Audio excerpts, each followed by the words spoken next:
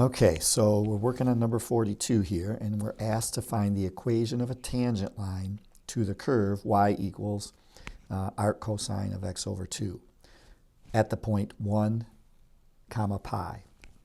So anytime you're asked to find the equation of a tangent line, this is essentially a fill-in-the-blank situation. We just need to use the old point-slope form for the equation of a line, and we'll fill in the three missing arguments. So that formula, oops, let me get a different pen here. That formula is y minus y1, so that's the y coordinate of one of the points. We're going to fill that blank in, equals m, which is our slope. We're going to fill that in, times the quantity x minus x1, and that's the x coordinate of a given point. Okay. So that's our goal. Our goal is to make an equation that looks like this. And then we can, of course, put it into slope-intercept form later. But this is the goal. So let's talk about, I don't know why those are all selected, but let's talk about where we get this information. So first of all, good news.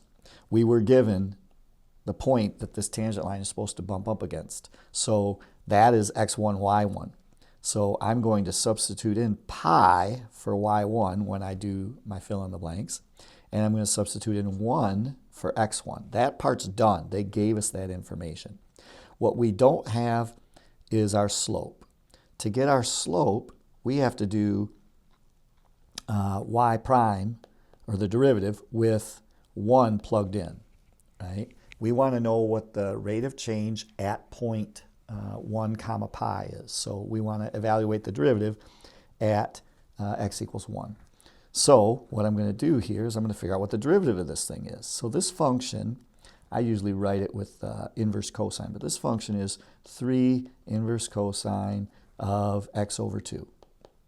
And we have a formula that we can use to find that derivative. I believe the formula, the derivative is, let me just write this in a little green color here, negative 1 over the square root of 1 minus x squared. That's the general formula, right? Now we have obviously a composition here, so we have to take into account this x over 2 with the chain rule, but essentially that's the form that we're going to use. So my derivative formula is going to be y prime equals, and I'll have that constant multiple 3, so I'm going to say that's negative 3 over the square root of 1 minus, and instead of x squared, I have to put x over 2 squared there.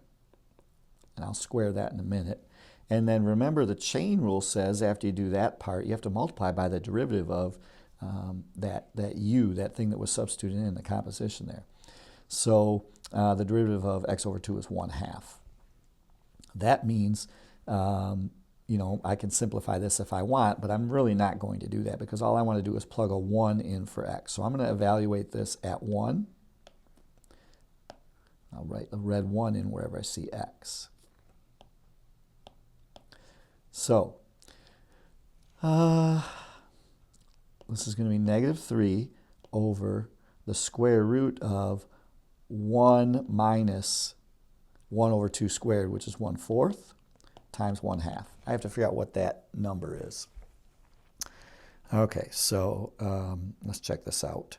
That's going to be negative 3 over the square root of 3/4. The square root of 3/4 is really the square root of 3 over 2 times 1/2. And believe it or not, all this simplifies to negative square root of 3. The 2's are going to cancel. And then the 3 divided by square root of 3 is square root of 3. So that's negative square root of 3. I don't know if I wrote that or not, but that's true. So my slope is going to be negative square root of 3. And then to write the equation of that tangent line, let's just go ahead and fill in our blanks here. Y minus pi equals m, which we said was negative square root of 3, times x minus 1. That's the point slope form of the line. Most people like to write it in slope intercept form, so we'll distribute the negative square root of 3 and then add pi.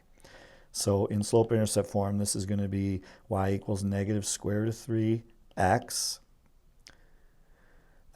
plus the square root of 3 plus pi. And that's the way this thing ends up. Let me highlight that. Let's see if I can get a yellow highlighter going here. So this is the answer for that problem. I hope this helps. And in the meantime, take care.